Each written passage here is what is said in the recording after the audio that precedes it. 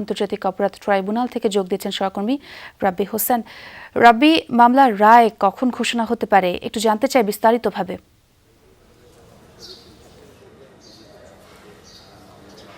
জুলাইয়ের প্রথম শহীদ আবু সাঈদ, যিনি জুলাই আন্দোলনের প্রতীক হয়ে উঠেছিলেন, সকলেই দেখেছেন যে তিনি আন্দোলনের সময় বুক পেতে দাঁড়িয়েছিলেন পুলিশের বন্দুকের নলের সামনে।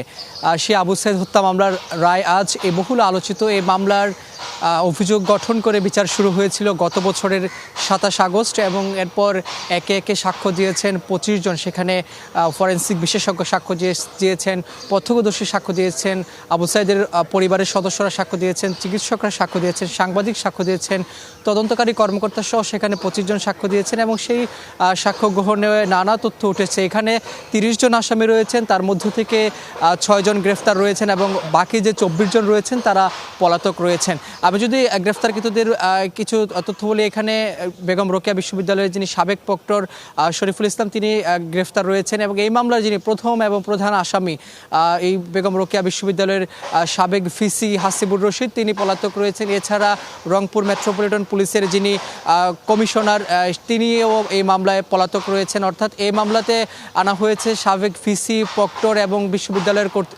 কর্মকর্তা সহ সেখানে 12 জন আসামি, পাশাপাশি এখানে পুলিশের 8 জন আসামি রয়েছে। এছাড়া ছাত্রলীগের অর্থাৎ সেই বিশ্ববিদ্যালয়ের ছাত্রলীগের 9 জন কর্মকর্তা এই নেতা রয়েছে এবং একজন চিকিৎসক এই মামলার আসামি রয়েছে। তবে 11টার পরপরই এই মামলার রায় ঘোষণার কার্যক্রম শুরু হবে।